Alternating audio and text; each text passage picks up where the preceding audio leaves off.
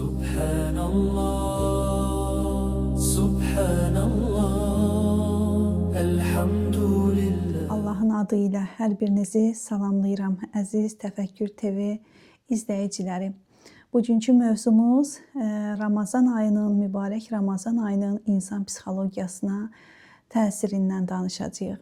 İlk öncə ilahi ziyafətin ədəblərindən danışmaq istəyirəm. Bilirsiniz ki, dünya həyatımızda əgər bir kəs bizi qonaq çağırarsa, dəvət olunan ev sahibinin məqamına, şəxsiyyətinə, ora gələn digər qonaqlar da nəzərə alıb, o məclisə hazırlaşır. Hətta getdiyi yerdə hər bir xırdalığa da diqqət edir, özünə daha çox diqqət etməyə başlayır. Heç bir səhvə yol verməsin. Orada oturuşuna, duruşuna, yemək yeməsinə, hətta söhbətinə belə diqqət edir, heç bir kiçik səhvə yol verməsin. İndi isə sual budur ki, bəs bu ilahi ziyafətdə mübarək Ramazan ayının qonaqları hansı şərtlərə, hansı xüsusiyyətlərə daha artıq diqqət etməlidirlər ki, bu ilahi ziyafətdən daha artıq ləzzət aparsınlar. İlk öncə gəlin baxaq məsum imamların kəlamlarına. Buyurulur ki, insan öz nəfsi ilə mübarizə aparır və ta ki, bütün bədən üzvləri ilə oruc olmalıdırlar, bütün əzaları ilə oruc olmalıdırlar. Buyurulur ki, oruc tutduğunuz günlərlə oruc tutmadığınız günlər eyni olmasın.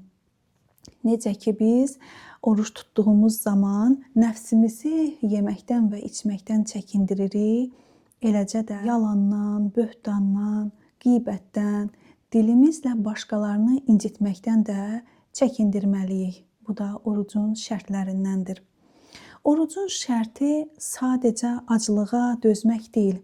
O şəxslər ki, Allah dərgahında Allahın buyurduqlarına, Allahın fərmanına əməl etmirlər, onlar da sanki bu ayın əməllərini düzgün yerinə yetirməyənlərdir. Yəni bu ayın şərtlərinə düzgün yerinə yetirməyənlərdən sayılır. Misal olaraq bura ailə daxili münasibətlər də daxildir.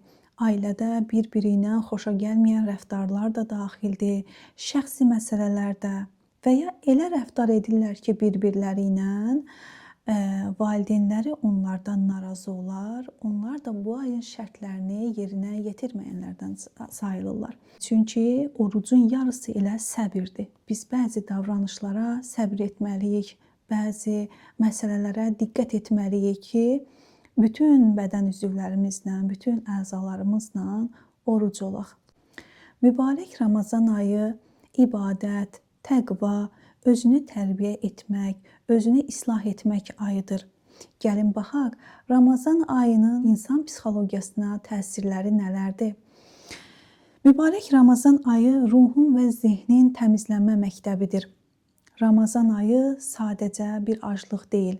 Bu həm də insan psixologiyasına görə insanda özünü yenidən qiymətləndirmə, özünü yenidən qurma bir dövr yaranır.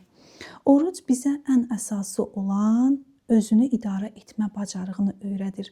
Necə ki, aclıq və susuzluğumuzu təxirə salmağı bacarırıq, eləcə də impulsiv davranışlarımızı da təxirə salmağı öyrənirik. Bu bacarıq gündəlik həyatımızda da qəzəbi, tələskən qərarları və emosional reaksiyaları da nəzarətdə saxlamağımıza kömək olur. Bu ay həm də mənaya yönəlmək ayıdır. Aclıq sadəcə fiziki deyil, həm də məqsədli bir seçimdir. İnsan əziyyətə məna verəndə daha güclü və daha dözümlü olur. Ramazan insanlarda minnətdarlıq hissini də gücləndirir. Əlimizdəki nemətlərin dəyərini bilib, şükrünü də daha artıq yerinə yetirmiş oluruq.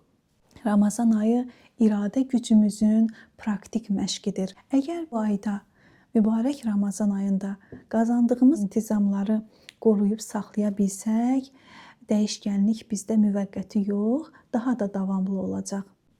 Oruc insanda həm də empatiya hissini artırır. Öz aclığımıza dözdüyümüz kimi başqalarının da vəziyyətini daha yaxşı anlayırıq. Gün ərzində yaranan narahatlıqlarla mübarizə etmək səbrimizi də gücləndirir. Yəni oruc zamanı səbrimizi də gücləndirməyi öyrənmiş oluruq.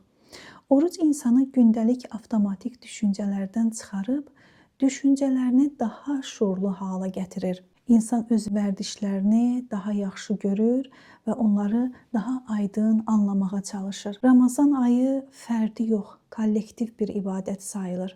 Ona görə ki, iftar süfrələri, birlikdə edilən ailəvi dualar sosial bağlarımızı da gücləndirir və insanlarda mərhəmət hissini də artırır. Ən önəmlisi isə əxlaq xarici təzyiqdən yox, daxili vicdanımızdan qaynaqlanır.